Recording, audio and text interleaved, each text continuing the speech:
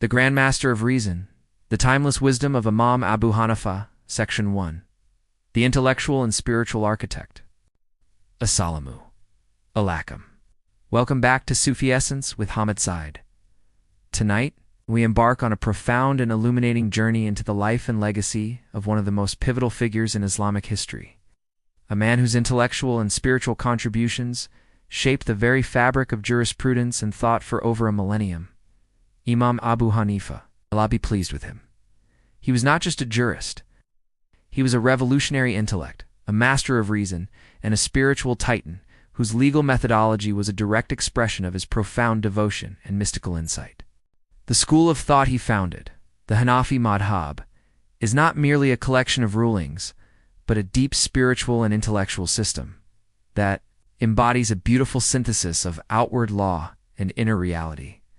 His wisdom challenges us to see the law not as a rigid set of rules, but as a dynamic and compassionate instrument designed to serve humanity and lead it closer to Allah.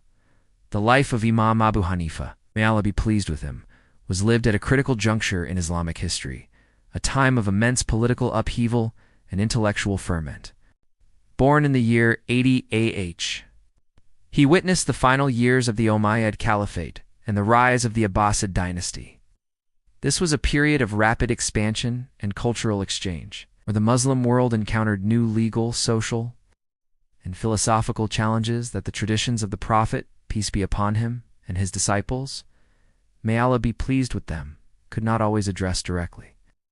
It was in this fertile environment that Imam Abu Hanifa, may Allah be pleased with him, rose as a beacon of intellectual rigor and moral courage. His legacy is a testament to the fact that true knowledge, or ilm, is a light that illuminates both the mind and the heart, guiding the believer not only in their outward actions, but also in their inner state of being. His was a jurisprudence rooted in compassion, a legal system that sought to provide ease for the believers, not to burden them, all while maintaining the highest standards of piety and adherence to the divine will. His wisdom is a living proof that the intellect, when guided by pure intention, is a powerful tool for navigating the complexities of the world while remaining firmly anchored in faith. The profound intellectual contributions of Imam Abu Hanifa, may Allah be pleased with him, cannot be overstated. He was among the first to systematize Islamic jurisprudence, to give it a structure and a methodology that could be applied consistently across different geographical and cultural contexts. Prior to his time, legal rulings were often based on a more scattered approach, relying on individual rulings, local customs, and the immediate available traditions. Imam Abu Hanifa, may Allah be pleased with him, changed this entirely. He created a school of thought that was designed to be comprehensive and adaptable, a system that could address new questions in new situations without compromising on the fundamental principles of the Quran and Sunnah. This approach was particularly relevant for the diverse and burgeoning Muslim empire that stretched from Spain to Central Asia. The legal minds of his time often struggled to find rulings for cases that were not explicitly mentioned in the sacred texts. Imam Abu Hanifa, may Allah be pleased with him, provided a solution, a framework that could apply the timeless wisdom of revelation to the ever-changing realities of the world. This made his school of thought immensely popular and practical, laying the groundwork for it to become the most widely followed legal system in the world. He was a pioneer in every sense of the word, a man who saw the need for a new intellectual paradigm and had the genius and spiritual fortitude to bring it into being. His life was a manifestation of the hadith of the Prophet, peace be upon him, in which the Messenger of Allah said, "The one who studies and teaches the Quran and hadith is the best among you." Imam Abu Hanifa, may Allah be pleased with him, embodied this teaching not just in his intellectual rigor, but in his unwavering devotion and moral rectitude, which we will explore in the second part of this lecture. He was an embodiment of the perfect synthesis of the external law and the internal reality. Section 2. The Jurist of a New Era, a Methodological Revolution. Imam Abu Hanifa, may Allah be pleased with him, is celebrated as a master of ray, or juristic reasoning. His methodology was a direct response to the intellectual needs of a rapidly expanding and diverse Muslim community. While the scholars of Medina, like Imam Malik, relied heavily on the practice of the people of Medina, Imam Abu Hanifa, may Allah be pleased with him, developed a systematic and comprehensive framework that could be applied universally. His approach was hierarchical and deeply logical. The primary source of law was, without question, the Quran, the direct word of Allah. Following that was the Sunnah of the Prophet, peace be upon him. However, he was renowned for his strict criteria in accepting hadith as legally binding, preferring those that were widely transmitted and of a certain authenticity. This cautious approach was rooted in a deep respect for the sacred and a profound fear of attributing to the Prophet, peace be upon him, that which was not authentic. The hadith of the Prophet, peace be upon him: I am leaving among you two things. You will never go astray as long as you hold fast to them: the Book of Allah and my Sunnah. Sahih Muslim. Book 44, Hadith number 2535, was his primary guide. He believed that the Prophet's, peace be upon him, Sunnah was the perfect explanation and embodiment of the Quran, and he was deeply committed to upholding its sanctity and authenticity. After the Quran and Sunnah, Imam Abu Hanifa, may Allah be pleased with him, employed the principle of ijma, or scholarly consensus.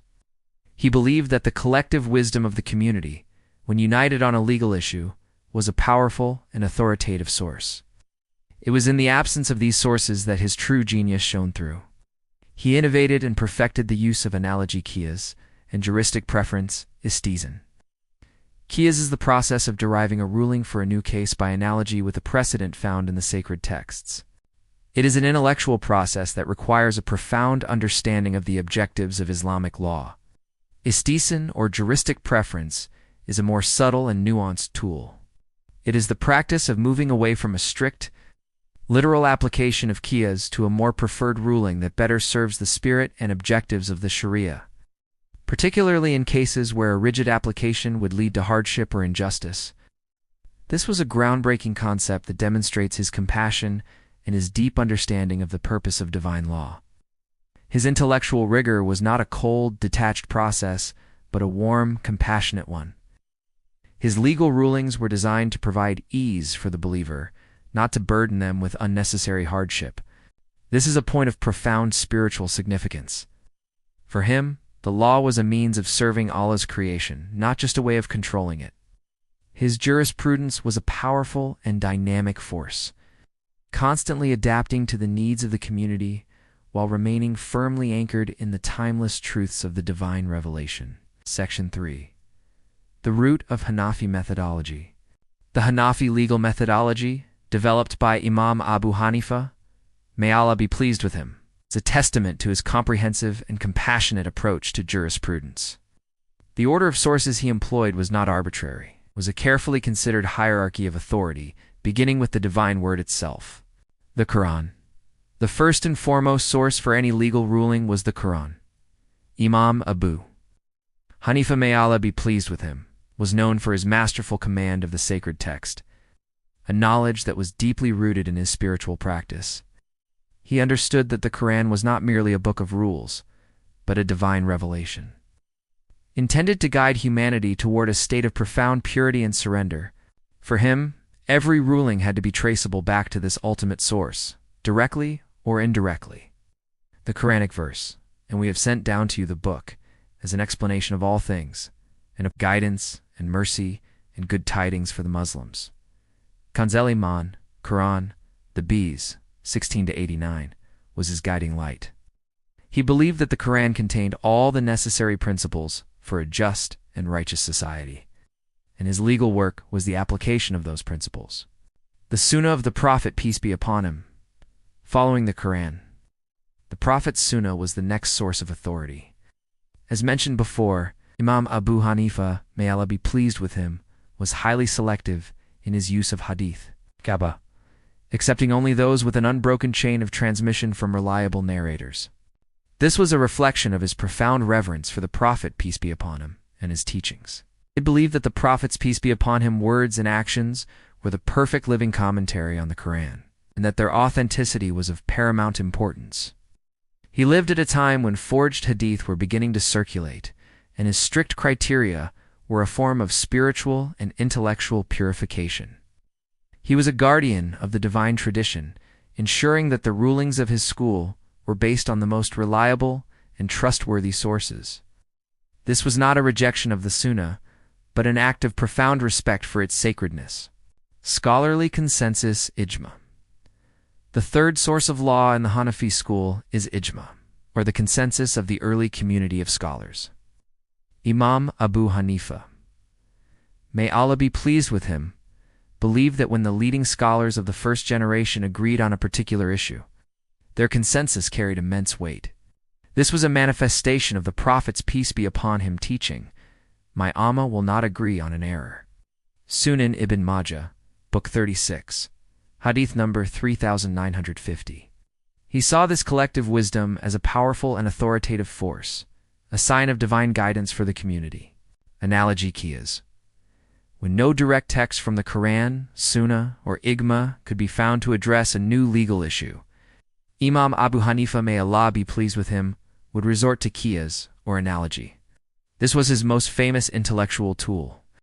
He would identify the underlying reason or cause illah for a ruling in the sacred texts and apply that same principle to the new case. For example, if a ruling on a particular intoxicating drink was based on its effect on the mind, he would apply that same principle to a new intoxicating substance, even if it was not mentioned in the texts. This required a profound understanding of the objectives of the law and a deep intellectual rigor. It was the very embodiment of his wisdom, a means of making the timeless truths of the divine law applicable to a constantly changing world. Juristic preference is istihsan. This was the final and most nuanced tool in his arsenal. Istihsan is the process of moving away from a strict, literal application of Qiyas to a more preferred ruling that better serves the spirit and objectives of the Sharia. This was his compassionate genius at work. It allowed him to provide rulings that prevented hardship and promoted ease, as is the intention of Allah's law. For him, the divine will was one of mercy and compassion, and the law was the vehicle for that mercy to be manifested in the world. These 5 principles form the heart of the Hanafi Madhhab, a legal system that is both intellectually rigorous and profoundly compassionate. This methodology was not a cold, detached process, but a warm, compassionate one, reflecting his deep understanding of Allah's name, Ar-Rahim. His jurisprudence was a powerful and dynamic force, constantly adapting to the needs of the community while remaining firmly anchored in the timeless truths of the divine revelation. The next section of this lecture will delve into the profound spiritual side of Imam Abu Hanifa, may Allah be pleased with him, and show how this intellectual rigor was a direct manifestation of his spiritual state. Section 4. The synthesis of Sharia and Tariqa. What truly distinguishes Imam Abu Hanifa, may Allah be pleased with him, is the beautiful synthesis of jurisprudence, Sharia, and spiritual path Tariqa that is often overlooked. While he is primarily known as a jurist, his spiritual standing was immense. He was a man of profound piety, known for his rigorous asceticism and his deep, personal relationship with Allah. He was a man who, according to historical accounts, would spend entire nights in prayer and was known for his frequent fasting. He understood that the outward legal rulings were but a scaffolding for the inner work of the heart. The purpose of the law was to purify the soul and lead it to a state of profound surrender and intimate communion with the divine. His spiritual path was deeply intertwined with his intellectual pursuits. He believed that a jurist could not truly understand the spirit of the law without purifying their own heart. His wisdom is a testament to the fact that the external practice of the law and the internal state of the heart are inseparable. The rituals of prayer, fasting, and pilgrimage are not ends in themselves, but powerful spiritual technologies designed to awaken the heart and connect it to its divine source. His legal rulings on these matters are not just about form, they are about fostering a state of spiritual consciousness. The Hanafi school, for example, is known for its lenient rulings on certain matters, which for Imam Abu Hanifa, may Allah be pleased with him, was not a sign of laxity, but a powerful expression of Allah's name Ar-Rahman. He believed that the law should be a manifestation of divine mercy, providing a path that is accessible to all, not just the spiritually elite. He saw the divine will not as a rigid, unyielding force, but as a compassionate and merciful guide. His legal rulings were a direct reflection of this profound and intimate understanding of the divine nature. His courage in refusing the position of chief judge under the Abbasid Caliph, despite the severe torture he endured, is a powerful example of his moral integrity and his unwavering commitment to a spirituality that was independent of worldly power and influence.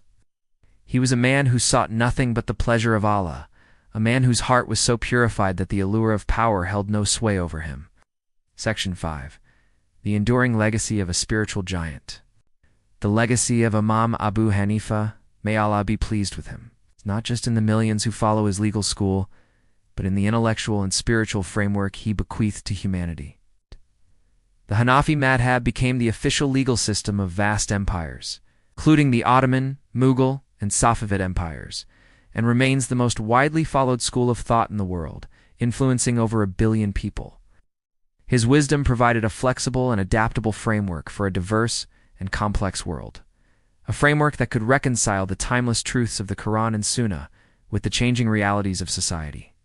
His greatest contribution was in establishing the supremacy of reason when used in concert with revelation as a legitimate tool for the pursuit of divine knowledge.